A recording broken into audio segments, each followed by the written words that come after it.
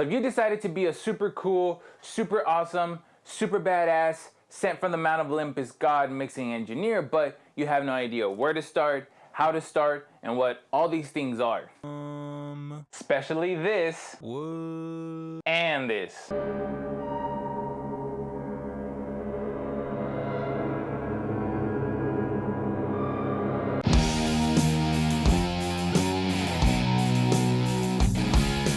Hey, what's up? It's David from TrueBlastMixing.com, and today I'm going to help you understand limiters. I'm going to show you how to use them, when to use them, and when not to use them, so that while you're mixing, you don't make mistakes and use one instead of the other. And what I mean by that is using a compressor versus a limiter. If this is the first time watching my channel, thank you, bienvenido, welcome. Here's where I teach you how to become a better at-home mixing and mastering engineer so that you learn how to dial in solid, hard-hitting, badass rocking mixes. And with that being said, let's get right into it. All right, so you're trying to figure out what the hell a limiter is, how to use them, and when to use them. You're also confused about the compressor limiter and if you should use that instead of the regular one because you might be telling yourself that they do the same thing, right? Well, in theory, they do. But a limiter is completely different than a compressor in many ways, but I'm going to give you two very easy explanations of them so that you're no longer in the dark about them and confused about limiters, all right? So here we go. Number one, a limiter is only used to reduce the overall level of a signal without changing the sound and or envelope of that signal, leaving you with a clean signal. And what do I mean by a clean signal? It won't add any harmonics or distortion or coloration to the signal. It won't change anything but the level or overall volume, if you will. And two, it won't allow the signal to go past a certain threshold you have set it at. You shall not pass! Other little differences are that they have zero attack time or a hyper fast attack and release time, which really doesn't make a difference because we can't hear them.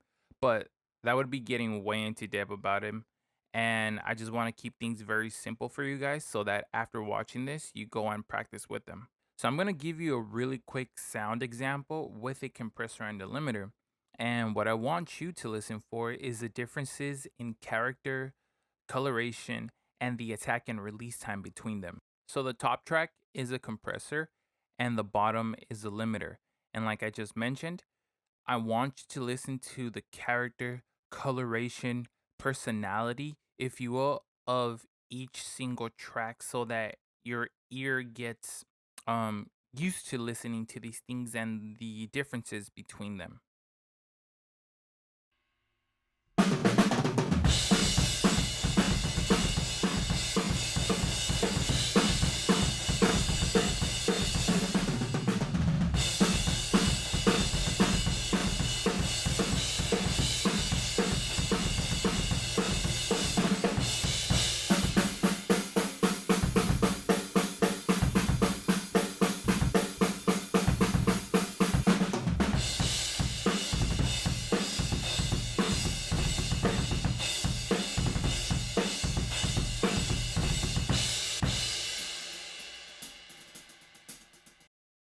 That was a compressor. So now let's take a quick listen to the limiter.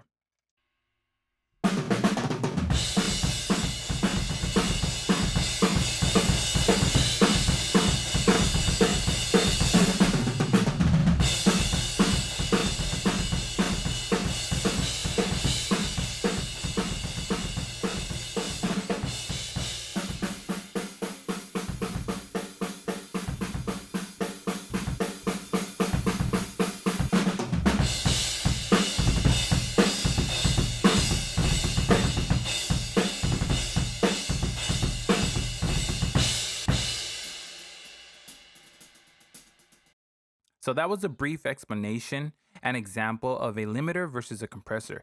Now about when to use them.